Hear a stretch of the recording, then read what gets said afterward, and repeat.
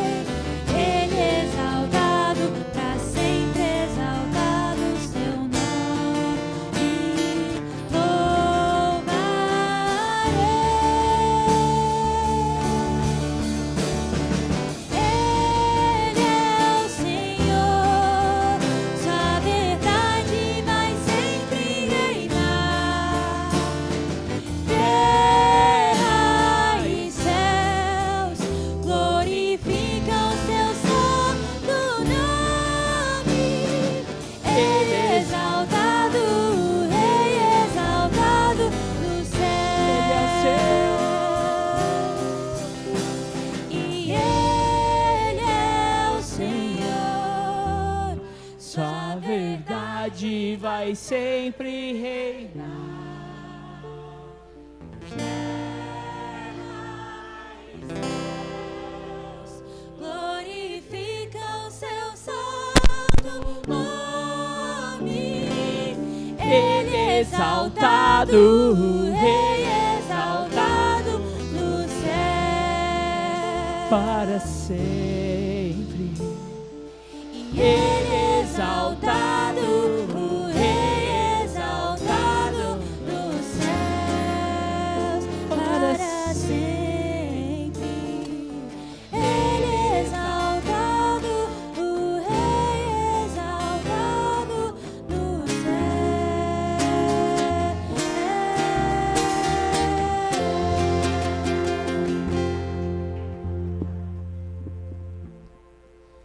Senhor, Tu és exaltado, Pai. Que o Senhor seja exaltado, Senhor, neste culto, Pai. Colocamos as nossas vidas, Pai, no Seu altar. Que essa igreja, Senhor, venha render louvores a Ti, Pai.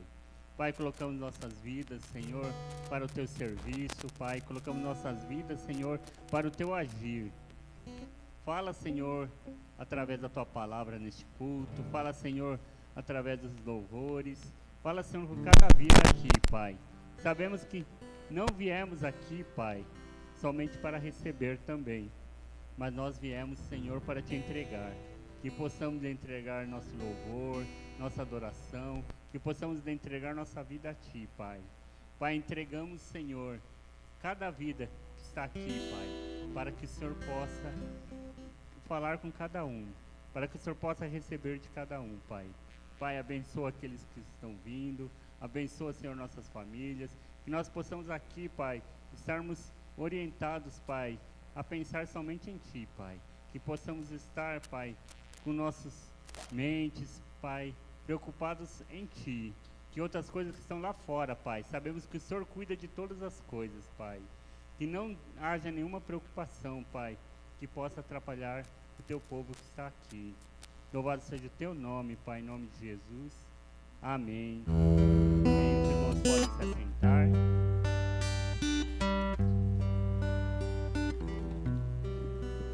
Eu vou ler um trecho da palavra de Deus que está na carta aos Hebreus, capítulo 10, verso 15 a 18. Carta aos Hebreus, no capítulo 10.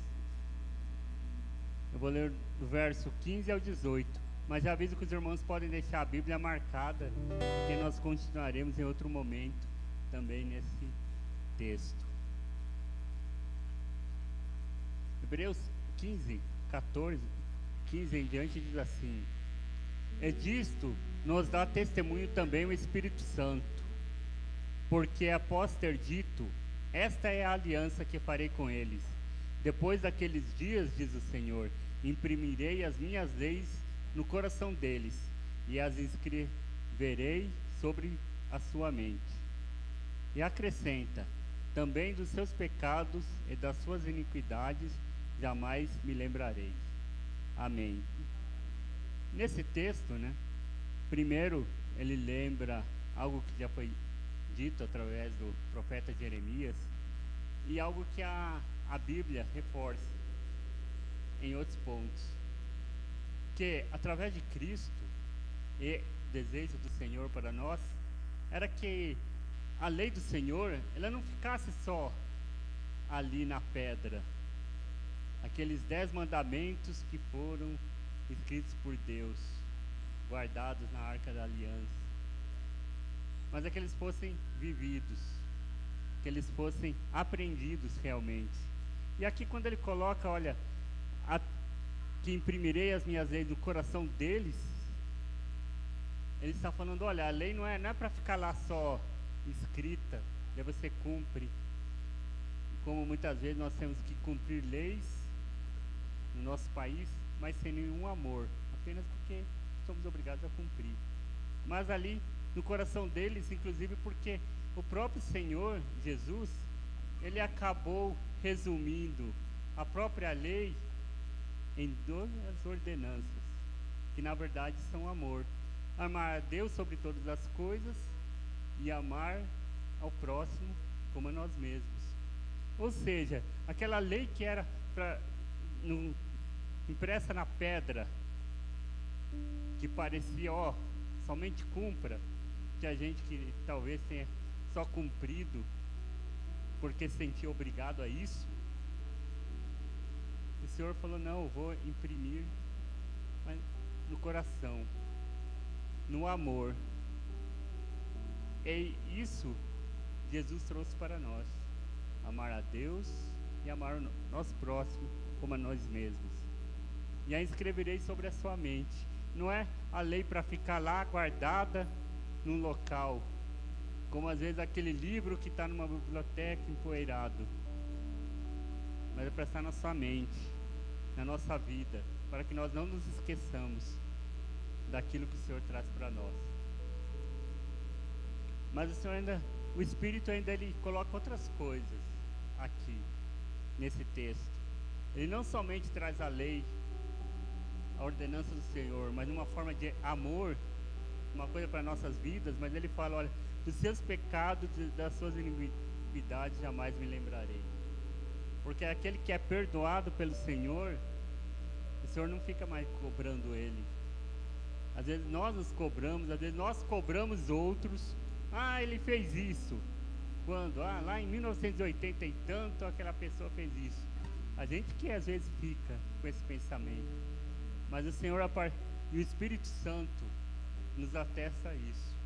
Que na medida que nós nos encontramos com Cristo, na medida em que nós pedimos perdão ao Senhor, na medida que nós aceitamos o sacrifício de Cristo por nós, o Senhor já não fica nos cobrando, nem se lembrando dos nossos pecados, porque o Senhor nos vê e nós já somos nova criatura. Então, baseado nisso, nós sabemos que ainda erramos, mas eu convoco a igreja agora, ou melhor, convida a igreja a confessar diante do Pai. Sabemos que nós confessamos que somos imperfeitos, confessamos que ainda erramos, mas nós sabemos que tem um Deus que nos perdoa, que se aproxima de nós e que não fica lembrando dos nossos defeitos.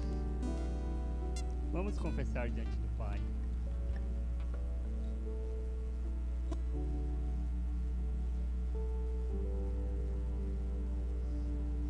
Senhor, nós colocamos, Pai, essa igreja, Pai, confessa a Ti neste momento, Pai. Nos colocamos, Pai, diante do Seu altar. Nós reconhecemos, Senhor, que somos falhos. Reconhecemos, Senhor, que somos imperfeitos. Mas temos um Deus, Pai, que nos traz para perto. não nos distancia, mas que nos acolhe. Temos a Cristo que se entregou por nós, Pai, mesmo que não fôssemos merecedores. Nós cremos em Ti, Pai, no Teu sacrifício. Pai, perdoa cada um de nós, Pai, e até mais que isso, que nós nos sintamos perdoados por Ti, Pai. Que nos sintamos amados, que nos sintamos acolhidos, que nos sintamos mais próximos de Ti, Pai. Que o Teu Santo Espírito, Pai, testifique em nós, Pai, a verdade da Tua palavra, a verdade do Teu amor, a verdade da Tua bondade, a verdade do sacrifício de Jesus Cristo por nós, Pai. Que Teu Santo Espírito, Pai, fale com cada vida aqui. Que sintamos o Teu amor, do Teu cuidado e do Teu perdão, Pai. Louvado seja o Teu nome, Pai. Em nome de Jesus. Amém, Pai.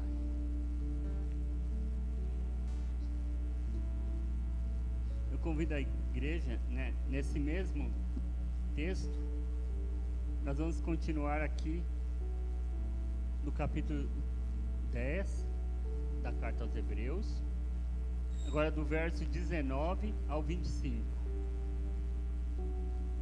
Primeiro ele fala do perdão, daí ele continua na carta falando do acesso à presença de Deus. Porque aquele que é perdoado, aquele que é acolhido, ele já é colocado na presença do Senhor.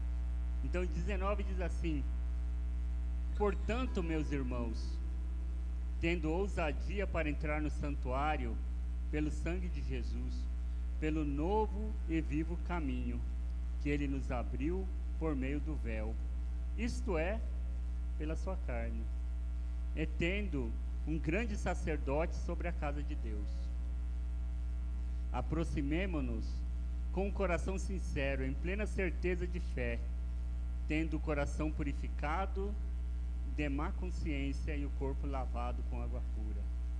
Guardemos firmes a confissão da esperança, sem vacilar, pois quem fez a promessa é fiel. Cuidemos também de nos animar uns aos outros no amor e na prática de boas obras. Não nos deixemos de nos congregar, como é costume de alguns. Pelo contrário, façamos admoestações, ainda mais agora que vocês veem que o dia se aproxima. Amém. Nesse texto, primeiro ele coloca que Cristo é o caminho para Deus. Então o véu, como muitos irmãos conhecem da palavra, havia um véu que ele escondia o Santo dos Santos, ou lugar santíssimo, pois não era permitido a todos entrar naquele lugar, mas só um sacerdote que entrava naquele local. Mas Cristo, Ele fez o sacrifício por nós, e o véu foi rasgado, para que todos nós tivéssemos acesso a Cristo. E agora que nós somos perdoados pelo Pai, agora que nós somos acolhidos por Ele, todos temos acesso, pois somos purificados e somos acolhidos. Mas agora nós temos algumas coisas a fazer. Nós também temos algumas... eu não queria falar a palavra obrigações, porque não é por obrigação que fazemos, mas sim porque nós cremos. Esse texto nos chama a confessar a nossa fé. Se você crê, você deve confessar a sua fé, através do seu louvor, através da sua palavra, através até das nossas vidas, através das nossas escolhas, no trabalho, na escola, na sociedade, através das nossas escolhas, elas refletem a nossa fé, aquilo que nós acreditamos. E somos chamados a animar uns aos outros, nas práticas das boas obras e no amor. E não deixar de congregar, não deixar de estar perto. Então, nesse momento, convido a igreja a estar se colocando de pé. Nós vamos agradecer ao Senhor por este lugar onde nós congregamos, agradecer ao Senhor pela nossa fé, agradecer ao Senhor porque Ele tem estado conosco. E juntos eu convido a igreja a estar trazendo seus dízimos e as suas ofertas ao Pai. louvaremos ao Senhor.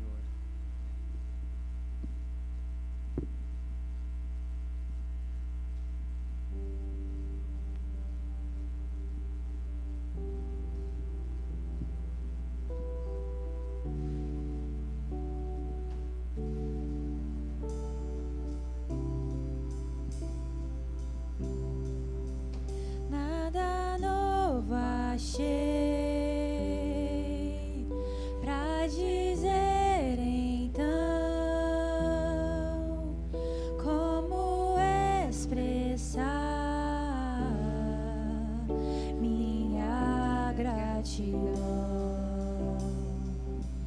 Nosso até cantar alguma canção que vai acabar, mas a sua não. Então vou cantar as minhas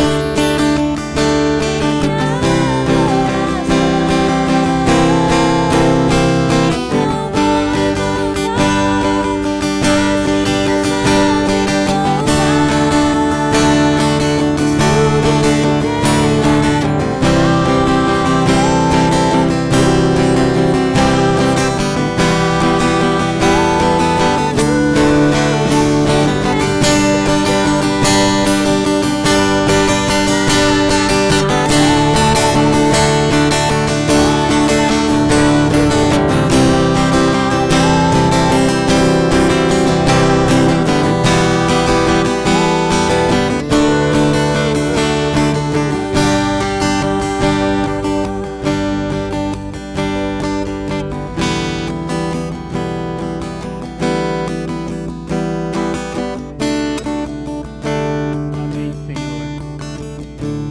Agradecemos a Ti, Pai, por essa casa de oração, Pai.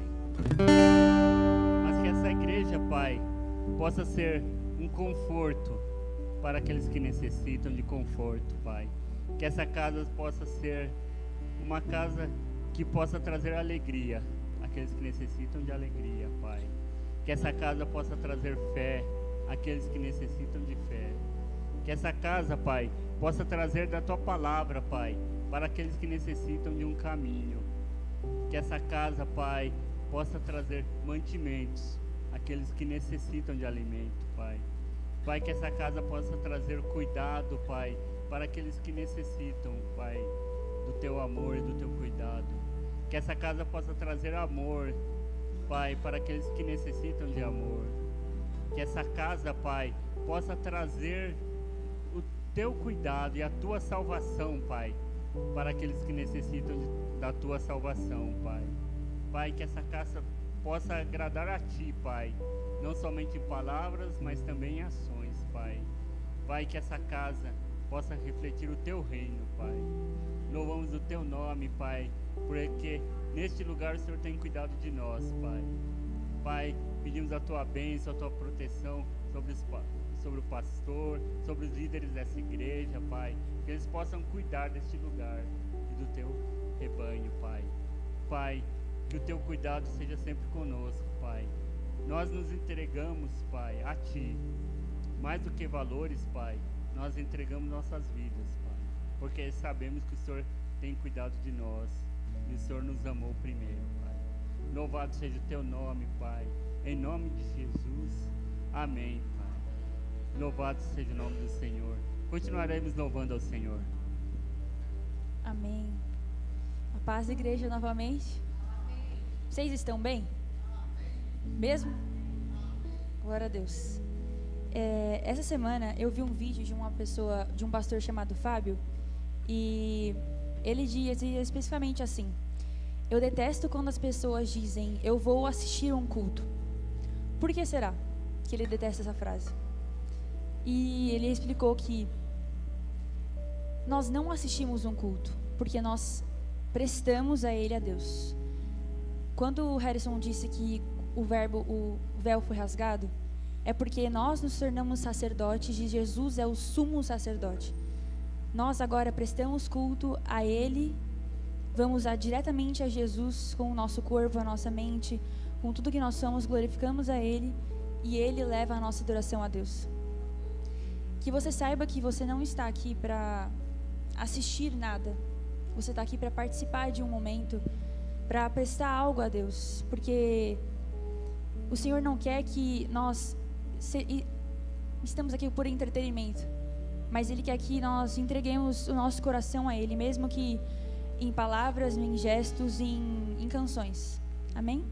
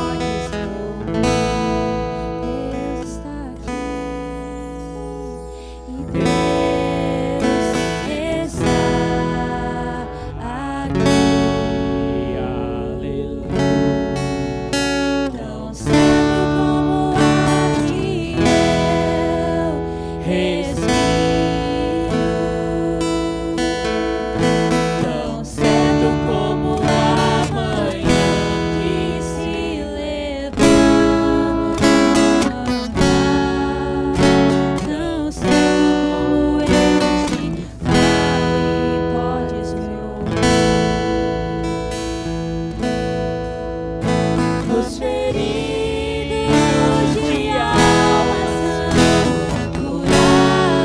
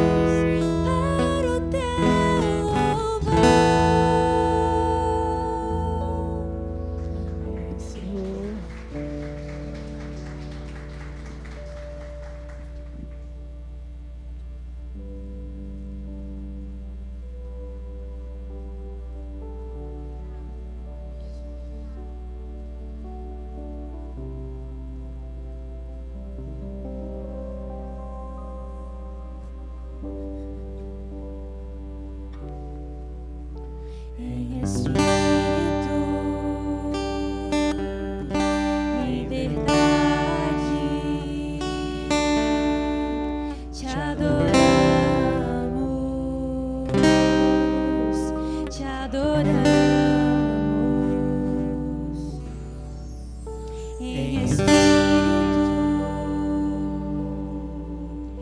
e em verdade. Te adoramos, te adoramos.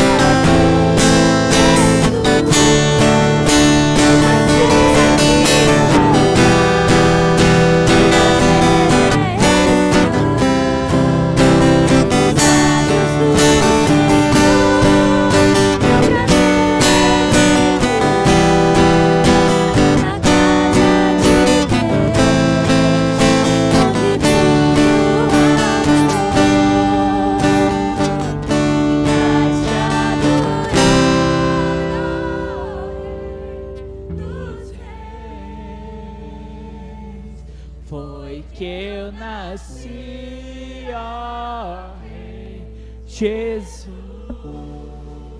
E o meu prazer é te louvar.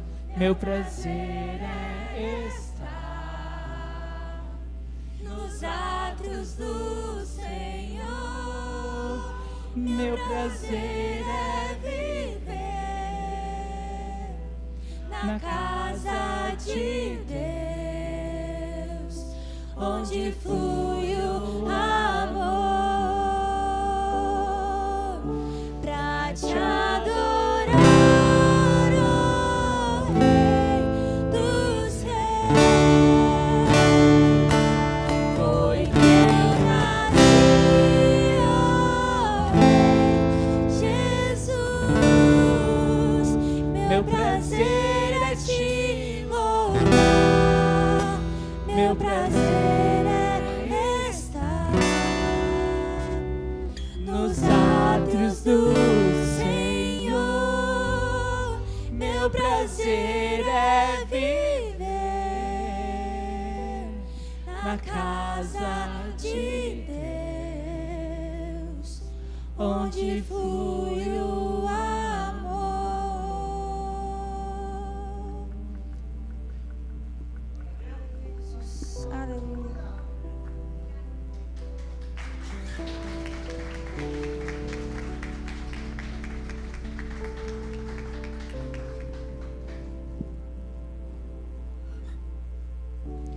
Essa próxima canção, ela provavelmente você não conheça, ou talvez conheça, mas eu gostaria que você pudesse fechar seus olhos, pudesse refletir sobre o que ela está dizendo nesse momento. Eu prezo que o seu coração ele esteja sempre com os olhos fixos em Jesus, para que nada possa distrair a nossa mente, nada possa tirar o foco que é Jesus, que morreu em uma cruz para que hoje eu estivesse aqui adorando e sendo perdoada, e depois de confessar, ser perdoada, poder adorar a Deus sem nenhuma culpa, sem nenhum peso sobre as minhas costas. Que você possa refletir sobre isso.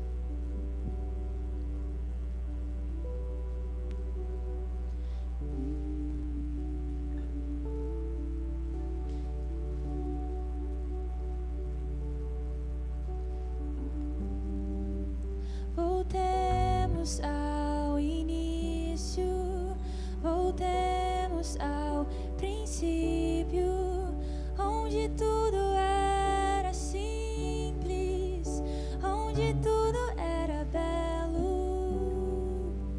Voltemos ao início, voltemos ao princípio, onde tudo era simples, onde tudo era belo.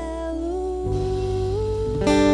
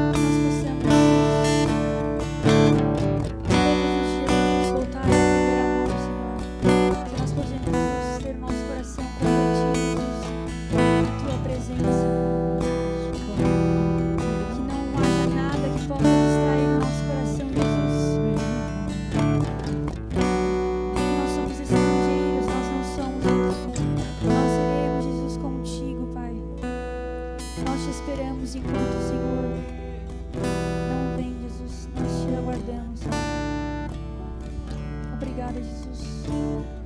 Obrigada, Senhor. Nós te entregamos esse momento, Jesus. Te entregamos cada coração aqui, Jesus. Te entregamos todas as angústias, todas as preocupações, todos os motivos de oração, todos os motivos de clamor a Ti, Jesus, porque nós sabemos que o Senhor nos escuta. Obrigada, Jesus, por esse momento. Em nome de Jesus. Amém. A igreja pode se assentar.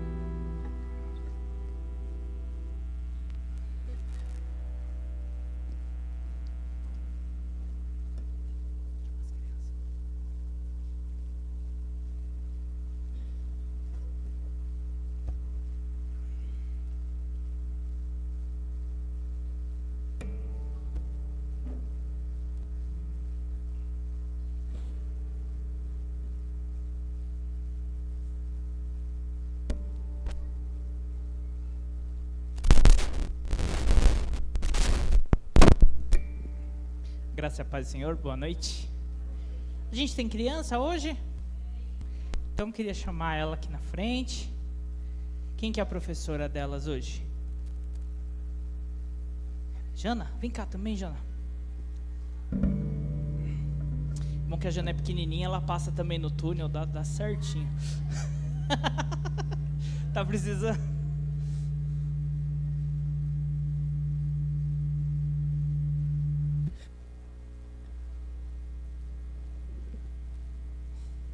Amém? Estende sua mão, vamos orar aqui pela Manu, pela Jana. Jesus, obrigado, Senhor, por essa noite, obrigado pela possibilidade de estarmos aqui reunidos como Tua igreja. Pai, agora em especial queremos abençoar, Senhor, a vida da Manu, a vida da Jana, Senhor, nesse momento de aula.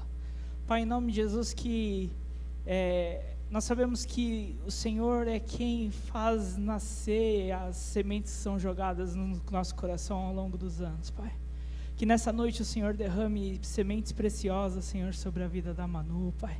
Sementes que talvez não frutifiquem ainda, mas que lá na frente vão dar o seu fruto no tempo certo, Pai.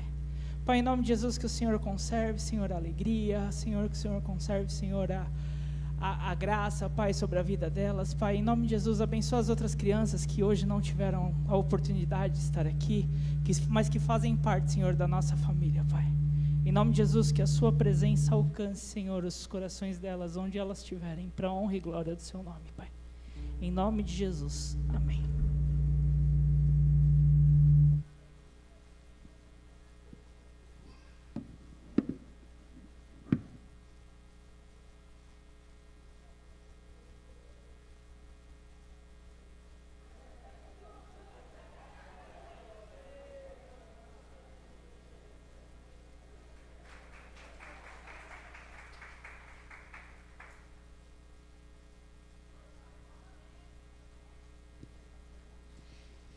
E aí, pessoal, vocês estão bem? Boa noite novamente.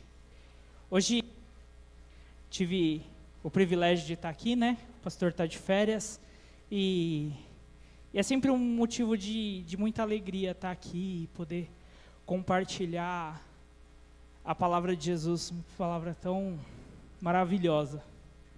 E nesse momento queria convidar você a abrir sua Bíblia.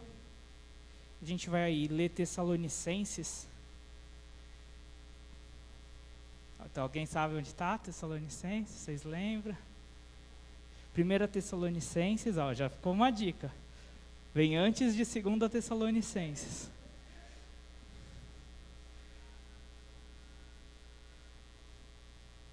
A gente vai ler o capítulo 5. Do versículo 5 até o versículo 9. A hora que vocês acharem 1 Tessalonicenses 5, do 5 ao 9.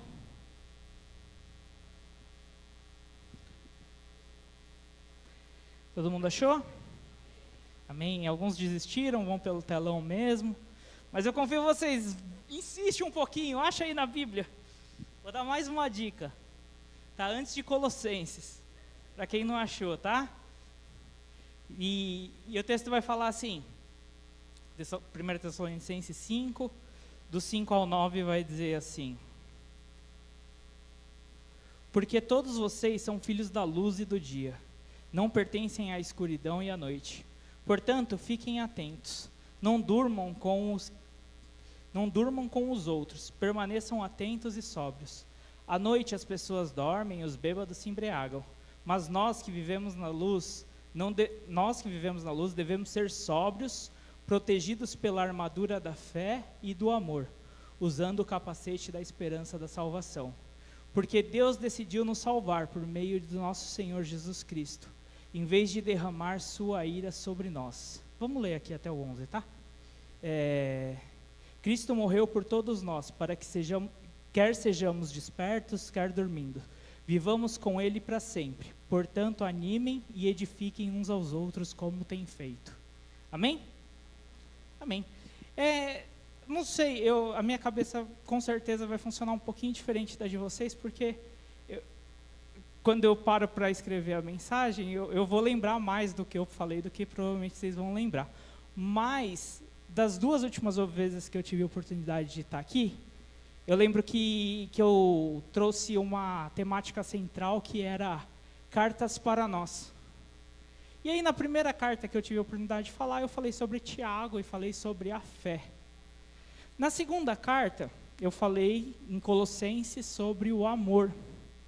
E aí eu percebi que eu estava caminhando para uma tríade que eu não estava planejando. Mas eu percebi que eu estava dentro dessa tríade. Quando eu vi, eu falei, estou dentro da tríade. A fé, o amor e a esperança. E aí, quando o pastor falou assim, pode pregar, tal, eu perguntei para ele, eu vou seguir a sua série, eu faço outra. Ele falou, não, fica à vontade. Eu falei, não, então eu quero seguir essa aqui, que é fé, amor e esperança. E essa tríade, ela aparece várias vezes no Novo Testamento. Fé, amor e esperança. Fé, amor e esperança. De modo que parece que Paulo não está falando só sobre alguns sentimentos, ou sobre algum item opcional dos cristãos, mas é um item que tem que vir de série, sabe? Obrigatório.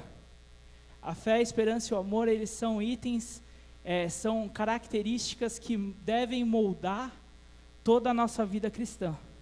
E aí, conforme eu fui lendo aqui a carta de Tessalonicenses, eu percebi que Paulo, ele sintetiza muito bem isso no versículo 9, né? No versículo 8.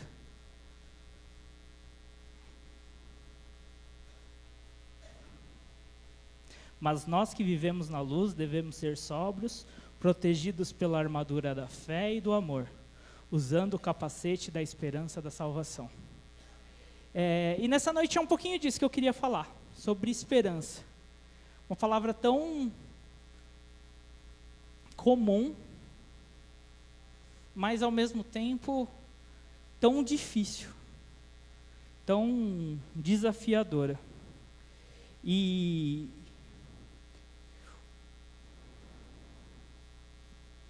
a esperança cristã não é um desejo simplesmente de que as coisas melhorem. Ela é a certeza de que Deus cumprirá tudo aquilo que Ele prometeu em Cristo Jesus. E para a gente começar, sempre que eu tenho tido a oportunidade de falar das cartas, eu tenho uma sistemática que eu gosto de fazer, que é explicar mais ou menos o contexto. Porque muitas vezes e por muito tempo, eu li as cartas e nunca me acendeu um alerta de que elas são cartas. Elas passam, isso é uma informação que é tão óbvia, tá? Assim, carta, aos, que tipo passa batido. Que toda carta tem um contexto, e esse contexto ele é a razão de ser pelo qual a carta foi escrita. Diferente dos evangelhos, onde a preocupação era relatar todas as atividades de Jesus, ou todas as atividades que marcaram a vida dos discípulos, ou todas as atividades que o Espírito quis que fossem perpetuadas até a gente. As cartas, muitas vezes, elas são para resolver problemas internos de uma comunidade, de uma igreja. Então, eu acho que é sempre um bom ponto de partida a gente parar e tentar entender um pouquinho quem que é essa igreja que Paulo está escrevendo. Tessalonicenses, e aí a nossa Bíblia, ela tem uma organização que às vezes não favorece a gente pensar nisso, mas ela não está disposta as cartas em ordem cronológica que foi escrita. Ela começa das maiores cartas e vai para as menores, ela está em ordem de tamanho de carta. E Tessalonicenses está lá no final, tanto que bastante gente folheou bastante a Bíblia aí para achar, né? Só que Tessalonicenses provavelmente foi a primeira ou a segunda carta de todo o Novo Testamento a ser escrita. A maioria do pessoal diverge um pouquinho entre Gálatas e Tessalonicenses, como sendo a primeira, qual é a primeira, mas uma coisa é certeza. Tessalonicenses foi uma das primeiras cartas que foram escritas no Novo Testamento, muito antes de várias outras que a gente tem. E aí a gente vai ver por que essa carta ela foi escrita com tanta pressa. Lá em Atos 17, do 1 ao 8, vocês não quiserem, não precisa abrir, eu vou só contar a história. Paulo chega em Tessalônica e começa a pregar o evangelho.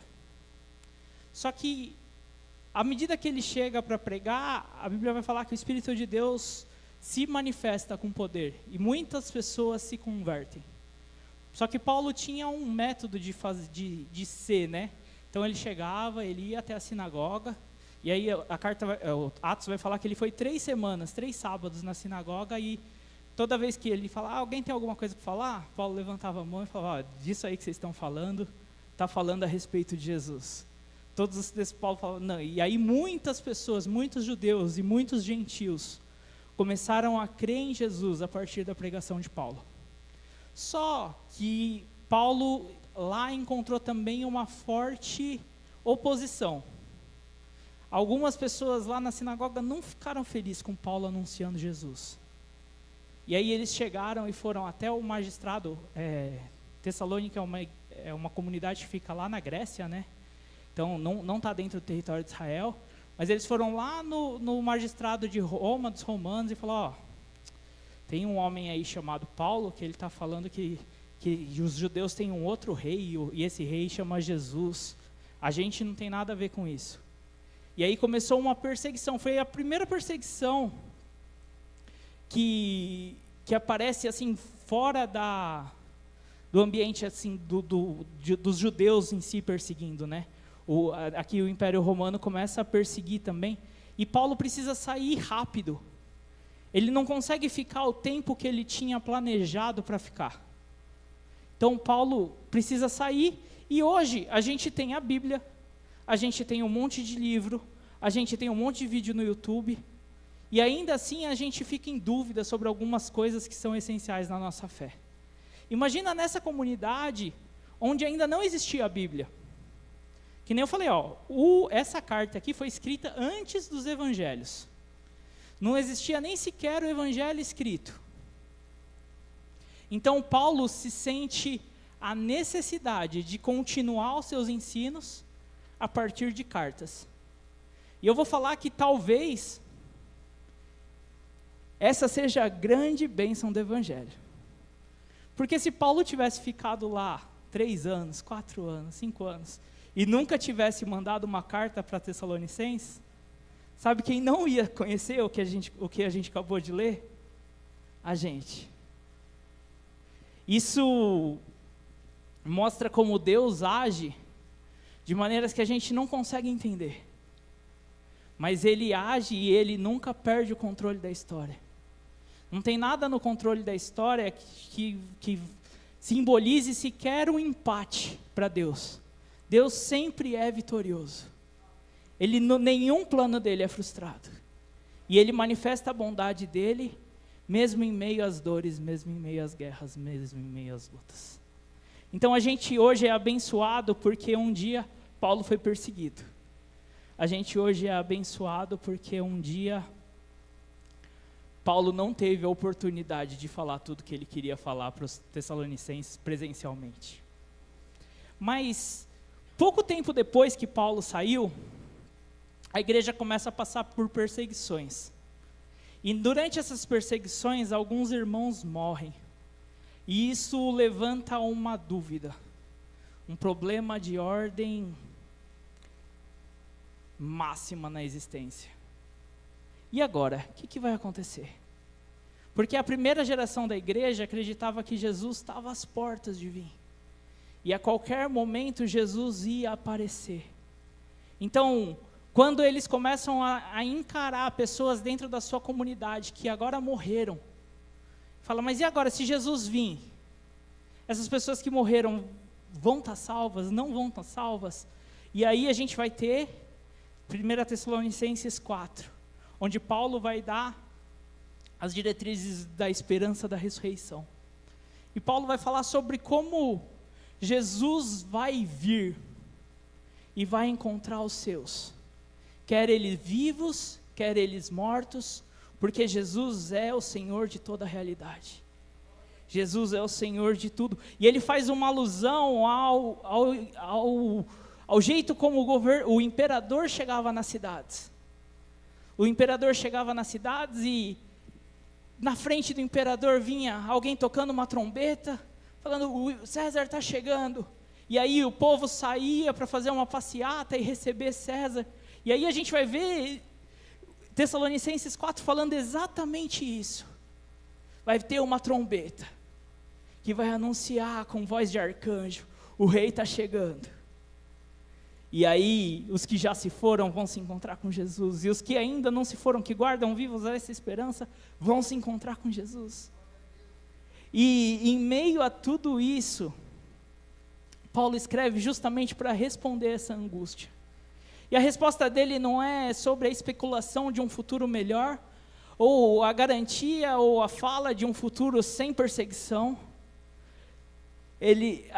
A esperança que Paulo escreve é a esperança de um Jesus que ressuscitou. De que a ressurreição de Cristo é o que fundamenta e agora organiza toda a vida, toda a existência, toda a forma de se viver. E aí Paulo vai falar o que a gente leu agora no capítulo 5. Ele vai estar falando sobre como a gente deve estar esperando de forma atentos. Então, quando ele fala que à noite as pessoas dormem e os bêbados bebem, ele não está falando que você não tem que dormir à noite. Ele está falando que a nossa vida agora é uma eterna vigília, esperando esse momento, esperando a hora que o rei vai vir.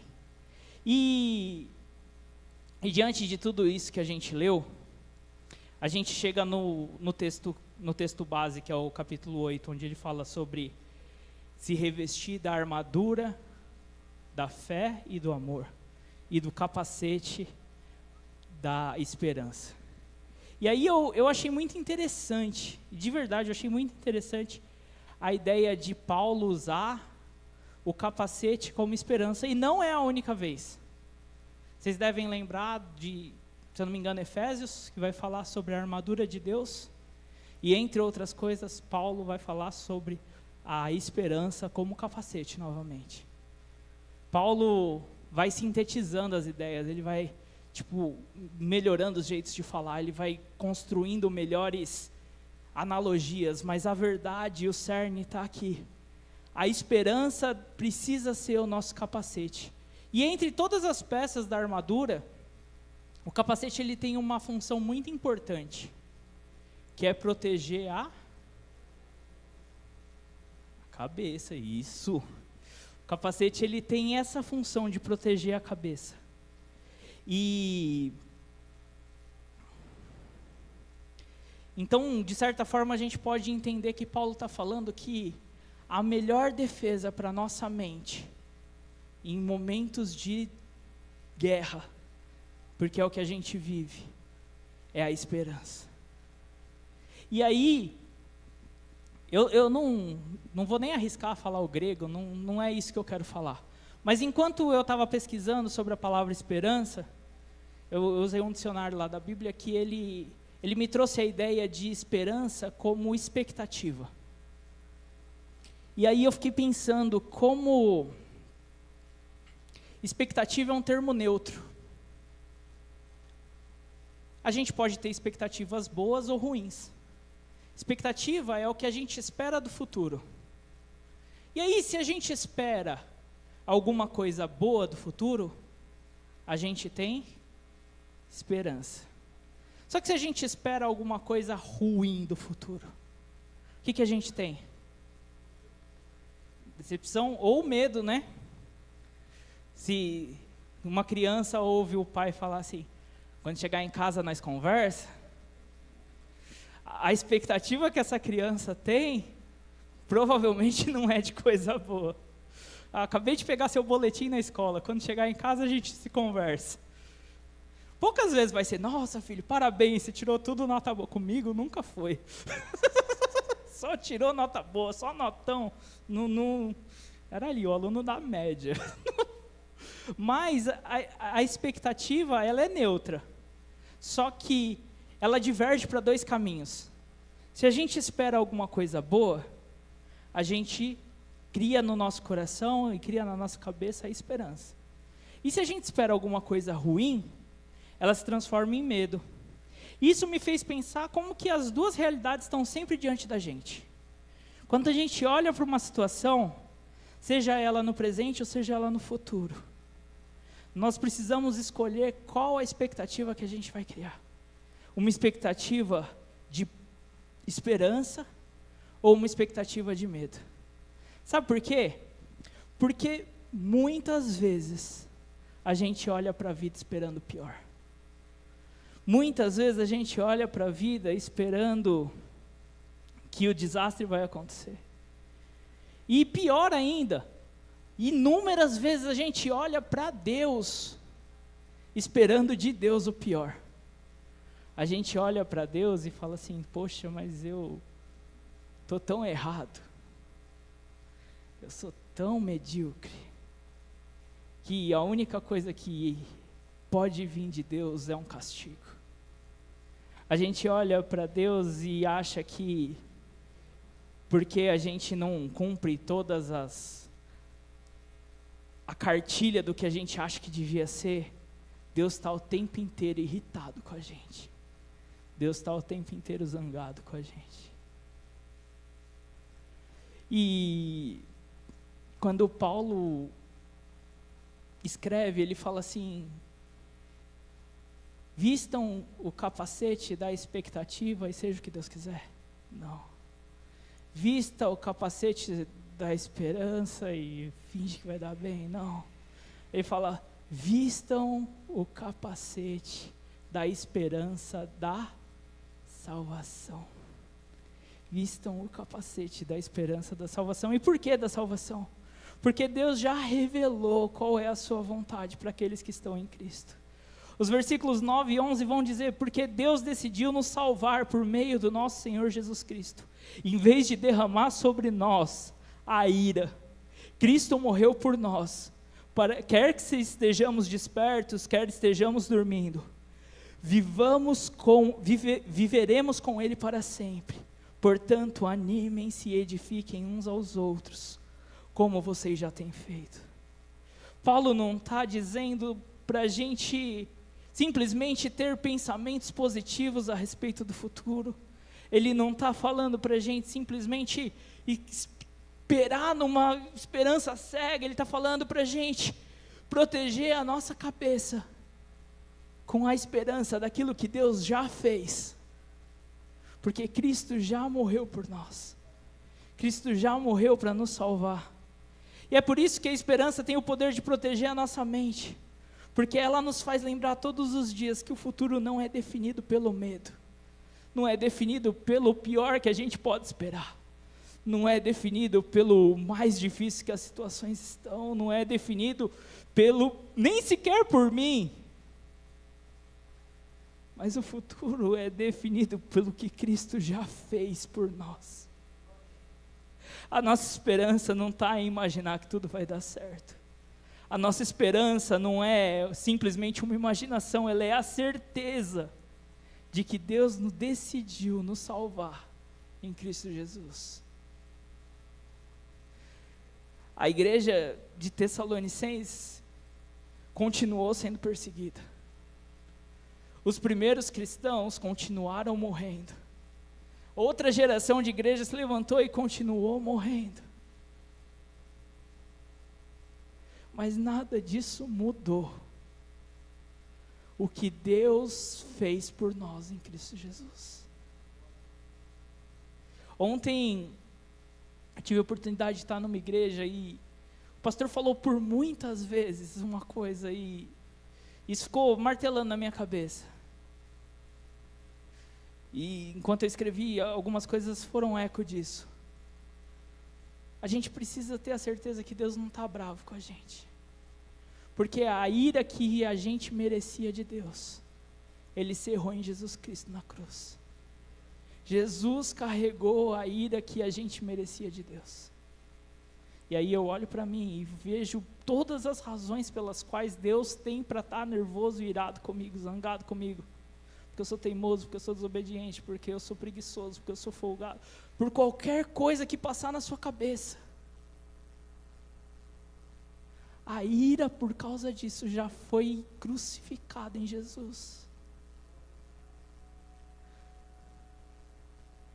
A gente precisa viver, não como, hoje de manhã a gente estava falando sobre, um pouco disso, né? Já estava com isso escrito, mas um pouco disso a gente, capacete da esperança da salvação. Sabe, toda vez que alguma coisa quiser dizer para você que você não pode ser salvo, você tem autoridade em Jesus Cristo para falar, não, a ira por causa desse meu erro foi cerrada em Jesus. Todas as vezes que você olha para o futuro e fala assim, que futuro que eu posso esperar? Você tem autoridade para olhar para a sua vida e falar assim, eu não sei o que esperar, mas eu sei que nem a morte, nem a vida, nem o céu, nem o inferno, nem anjos, nem demônios podem me afastar do amor de Jesus Cristo. A esperança precisa moldar, encarnar a nossa esperança. A gente encarnar, que eu quero dizer, é trazer ela para o nosso mundo, tirar ela do lugar das ideias e trazer ela para uma fé prática.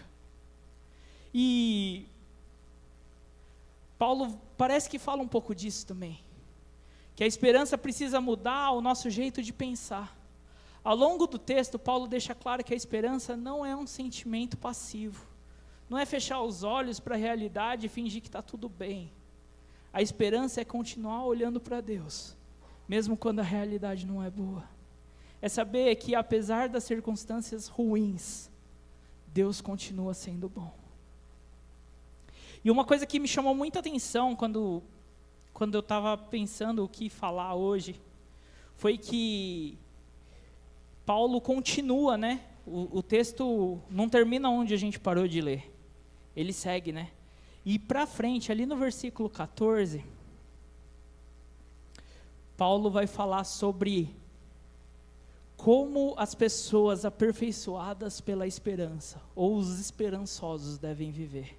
Vamos ler o versículo 14?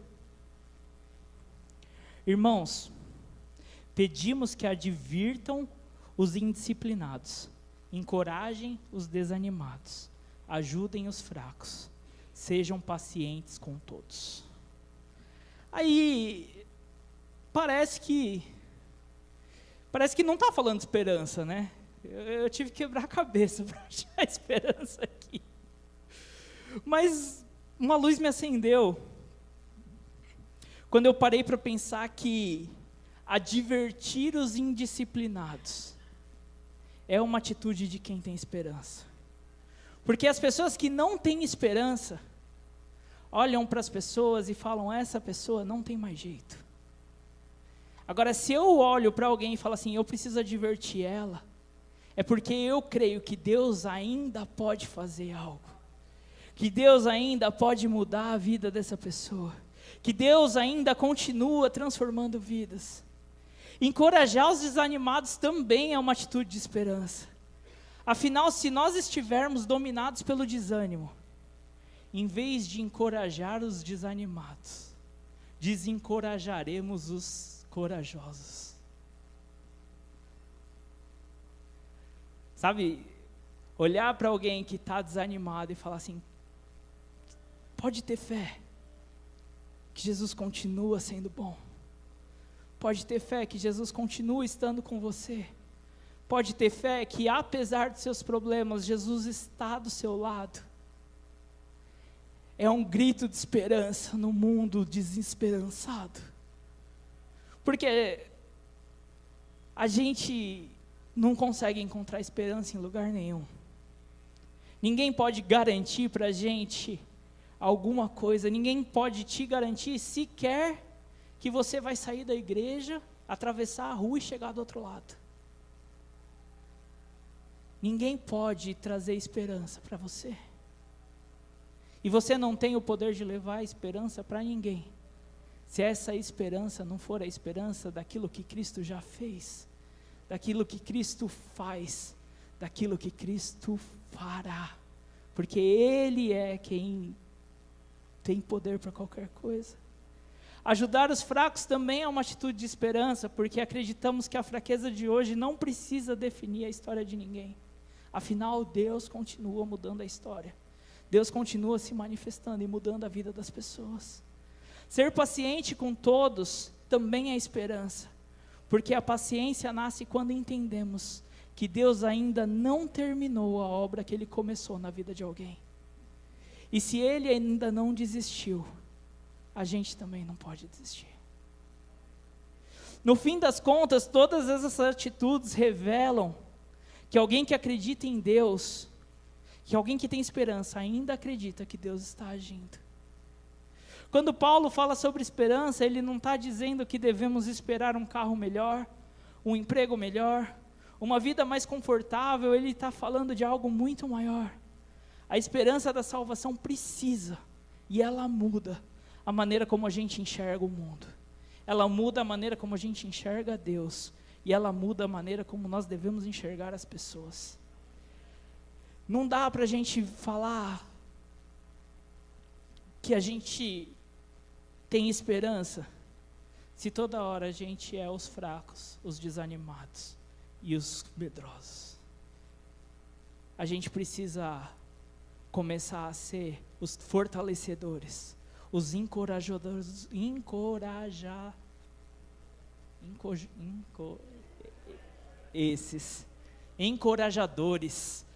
os fortalecedores, os edificadores, as pessoas que levam a esperança. E, para concluir, talvez a gente tenha chegado aqui hoje usando outro capacete, porque muitas vezes a gente acaba colocando o capacete errado e coloca o capacete do medo. A gente olha para o nosso casamento e espera o pior. A gente olha para os nossos filhos e espera o pior. A gente olha para o trabalho e espera o pior. E tantas vezes a gente olha para Deus e espera o pior. Mas o Evangelho e a palavra de Deus nos convida a trocar de capacete, a parar de usar o capacete que você está usando, a colocar o capacete da esperança, porque a esperança não nasce da força, não nasce do que a gente consegue fazer, ela não nasce de nada que vem de nós, mas ela nasce daquilo que Cristo fez por nós. E talvez uma das passagens mais bonitas da Bíblia sobre esperança esteja em Romanos 5. Romanos 5, a partir do 3. Nela, Paulo vai falar que a esperança nasce não quando tudo está bem, mas ela nasce quando compreendemos o tamanho do amor de Deus por nós. Queria te convidar para abrir Romanos 5, versículo 3.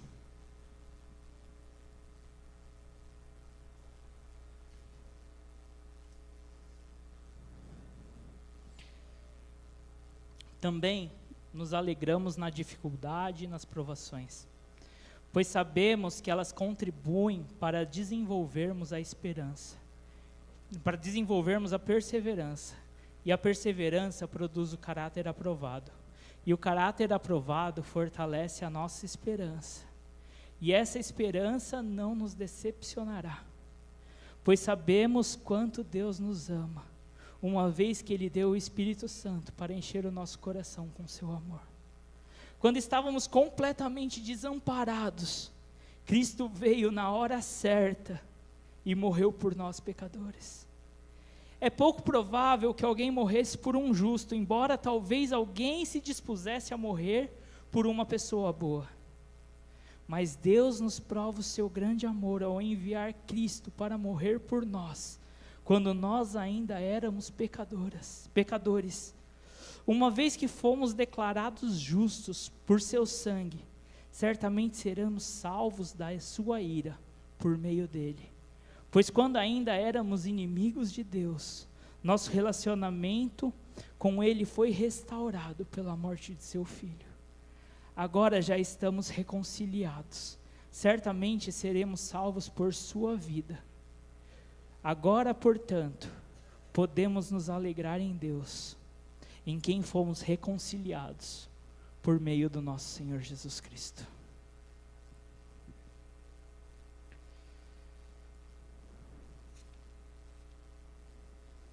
A esperança nunca foi baseada no que a gente pode fazer.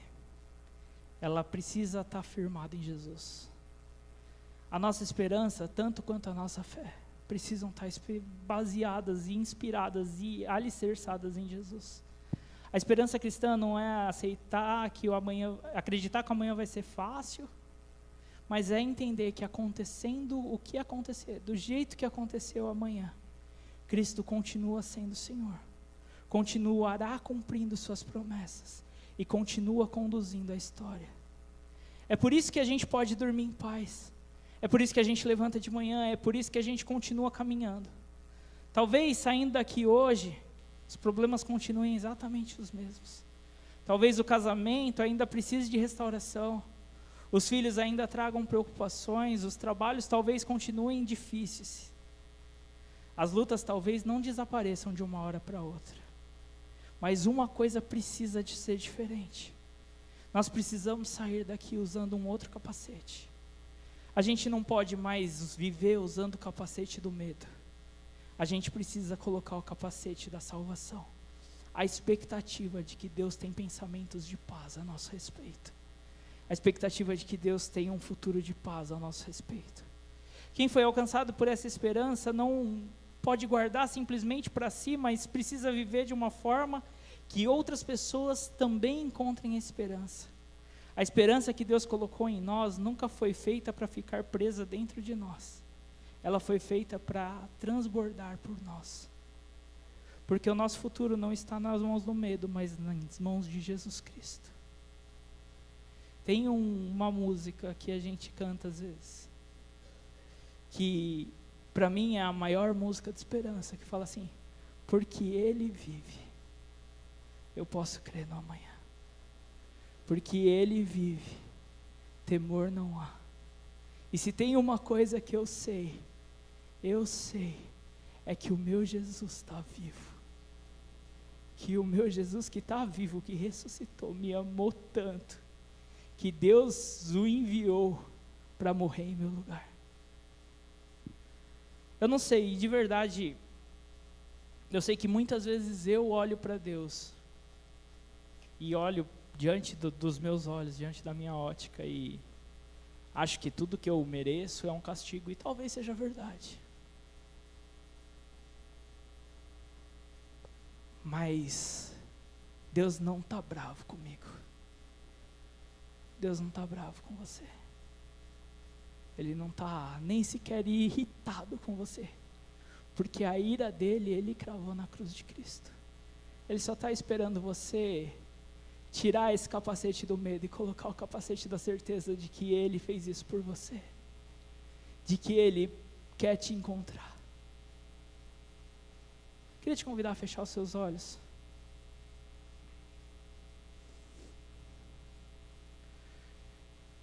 Jesus, obrigado, Pai.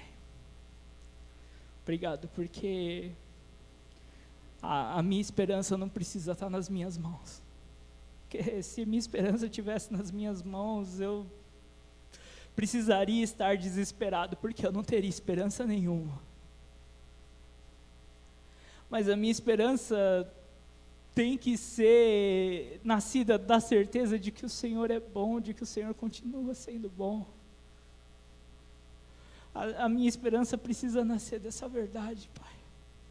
Pai, e o que eu te peço nessa noite é que o Senhor nos ajude. Que o Senhor nos ajude a tirar os capacetes do medo que a gente tantas vezes coloca. E tantas vezes coloca por puro medo. E não sabendo o que esperar, pensamos que talvez seja melhor esperar o pior. Mas protege a nossa mente dessas mentiras, Pai.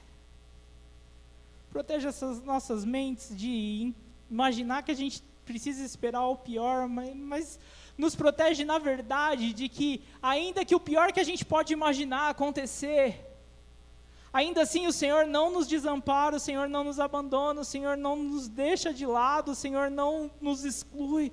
E isso já é maravilhoso, isso já é mais do que o que a gente merece, isso já é mais do que perfeito.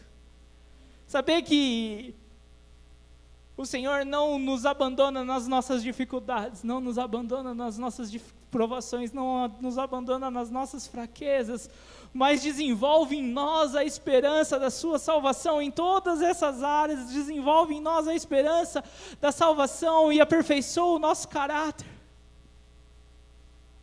Jesus, obrigado, Pai.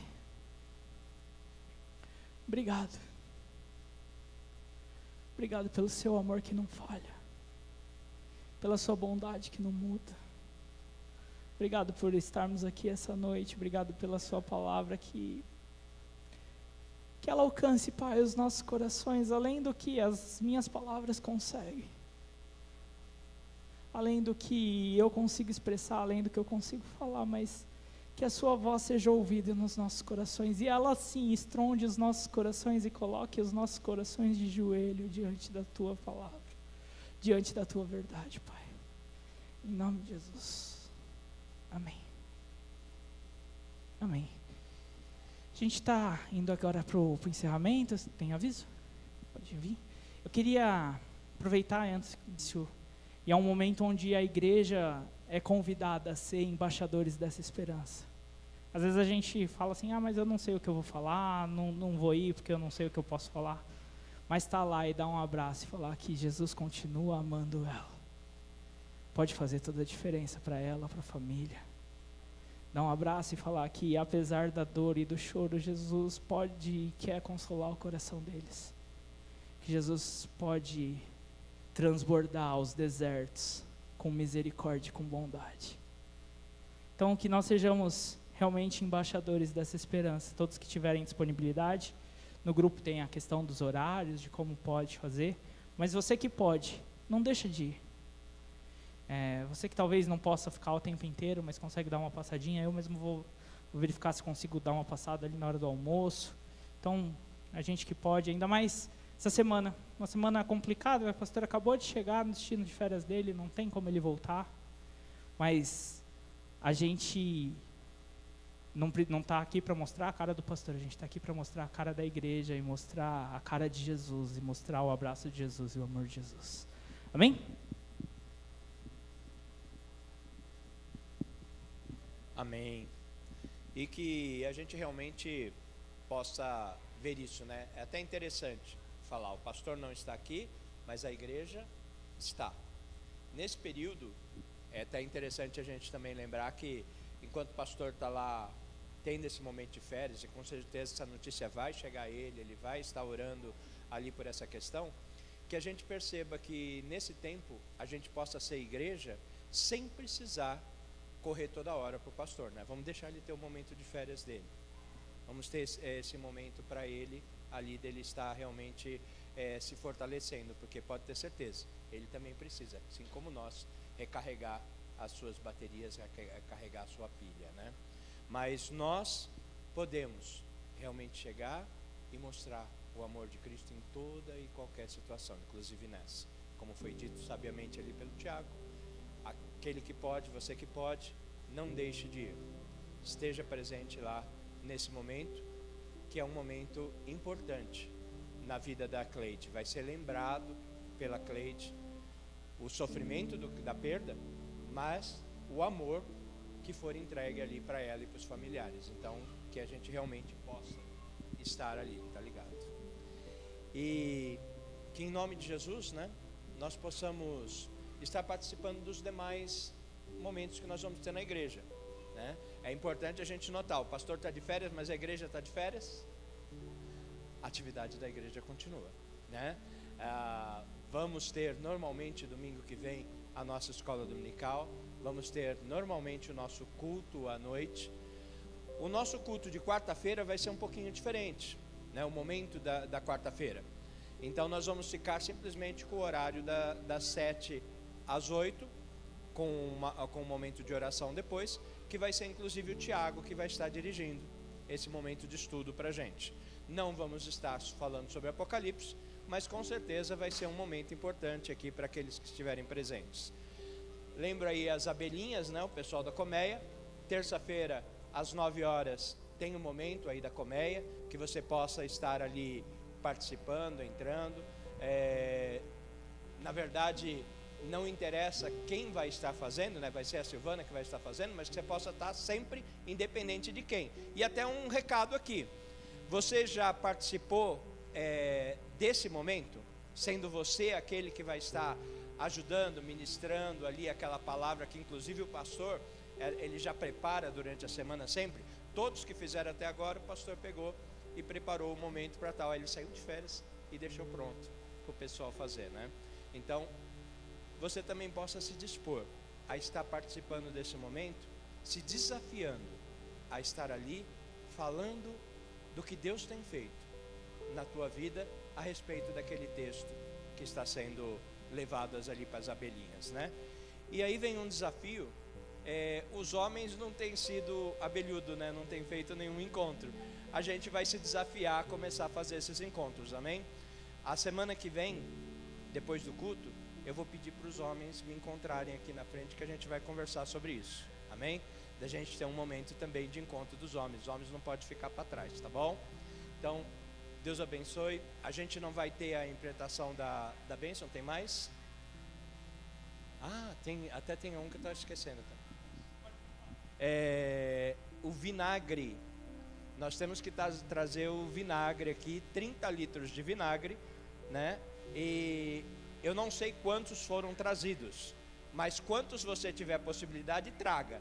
Garanto que, mesmo que for mais que 30, o pessoal não vai reclamar, tá bom? Então, tragam domingo que vem o vinagre para a gente poder estar tendo esse momento, amém?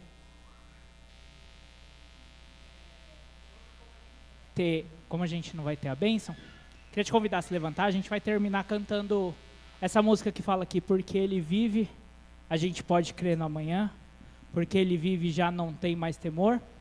E a gente vai repetir. Na segunda vez que a gente repetir, o meu convite é sair, abraçar alguém, trazer e ser canal dessa esperança, e a gente já vai encerrar o nosso culto, tá bom? Então vamos ter uma palavra de oração para encerrar e a gente já vai cantar. E aí, Deus, obrigado, Senhor.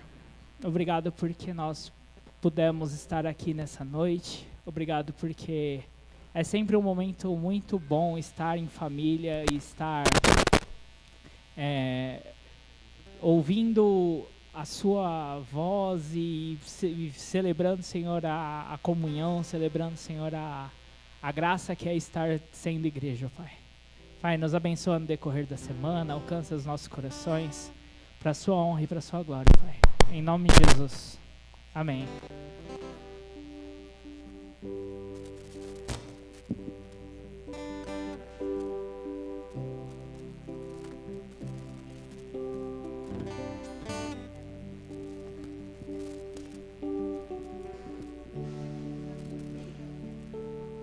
Deus enviou Filho amado, Pai.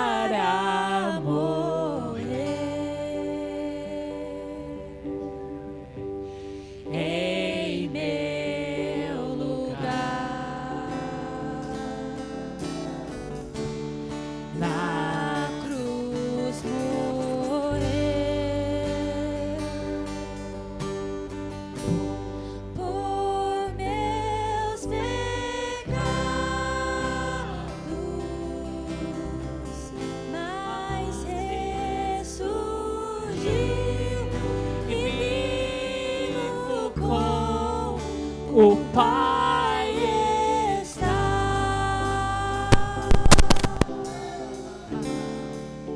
Porque Ele vive, posso crer no amanhã, porque Ele vive. Temor não há, mas eu bem sei, eu sei que a minha vida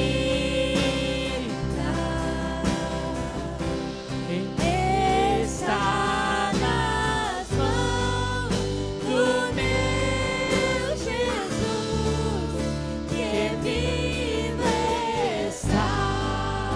Porque Ele vive. Vamos cumprimentar? Porque Ele vive, posso crer no amanhã, porque Ele vive. Temor não há, Não há. mas eu bem sei, eu sei que a minha vida